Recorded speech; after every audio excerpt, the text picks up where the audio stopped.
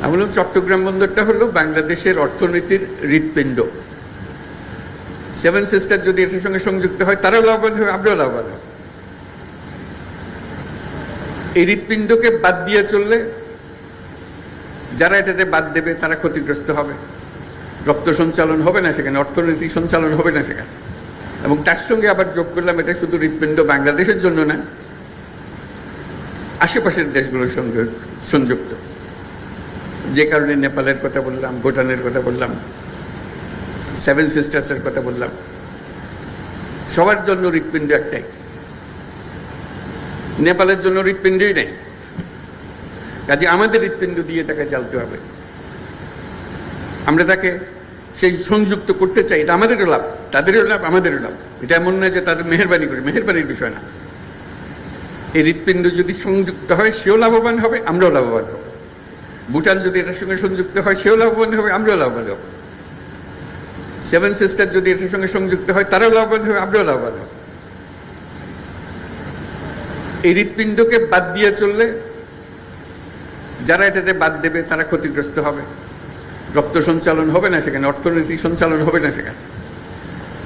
এটা আমাদের কারো কাম্য না, তাদেরও কাম্য না, আমাদেরও কাম্য না। আমরা চাই যে সবাই মিলে আমরা এই বন্দর থেকে এই সঞ্চালনটা পাই, শক্তিটা পাই, অর্থনৈতিক শক্তি জেগে ওঠে। এই হৃৎপিণ্ড যদি দুর্বল হয়, তুমি ডাক্তার বৈদ্য সবকিছু আনো, মেরামত হবে, কিন্তু চলে না। ছোট্ট একটা হৃৎপিণ্ড, তার মধ্যে হলো রোগাক্রান্ত। এই হৃৎপিণ্ডকে তুমি যতই ঠেলাঠেলি করো, এটা দিয়ে বেশি রক্ত সঞ্চালন হবে না। এটি যদি আমরা একমত হই যে বাংলাদেশের অর্থনীতির হৃৎপিণ্ড হলো চট্টগ্রাম বন্দর, তাহলে ওটার যে সাইজের বন্দর আছে, যে সাইজের হৃৎপিণ্ড আছে, ওই সাইজে চলবে না। এই হৃৎপিণ্ড বিশ্ব সাইজের হৃৎপিণ্ড করতে হবে, তাহলে এটা পাম্প হবে, সেটা সারা বাংলাদেশ জুড়ে সেটা সচল হবে। এখান থেকে অর্থনীতি সচল হয়ে তার নালি দিয়ে উপরের দিকে যাবে, সারা দেশ জুড়ে ছড়িয়ে যাবে, আবার সারা দেশের জিনিস এখান দিয়ে বিদেশে চলে যাবে। এটাই হলো হৃৎপিণ্ডের কাজ, এটাই হলো বন্দরের কাজ। বন্দর আরও আছে, কিন্তু এটা হলো একেবারে কেন্দ্রীয়, সবচেয়ে বড় যে জিনিসটা। এখান থেকে সমস্ত কিছু নিয়ন্ত্রিত হবে। কাজে আমরা বললাম যে পৃথিবীর সারা বন্দর ব্যবস্থাপক যারা আছে তাদেরকে ডাকো। দেখলাম যে আগেই ডাকা হয়ে গেছে, কিন্তু কাজটা হচ্ছে না।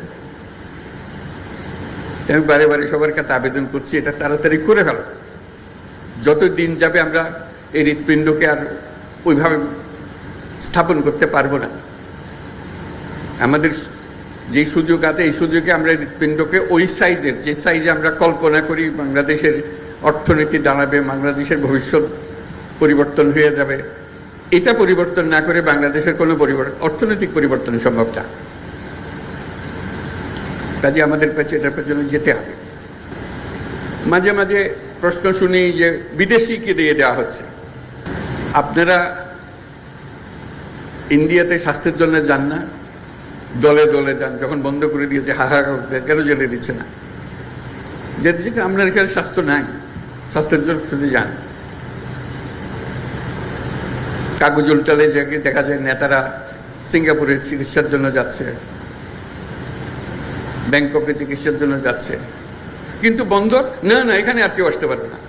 ভাই, আমাদের চিকিৎসা দরকার, তো এই হৃৎপিণ্ডের চিকিৎসার দরকার। কাল বিদেশি ডাক্তার আনতে হবে, তো উপায় নাই আমাদের।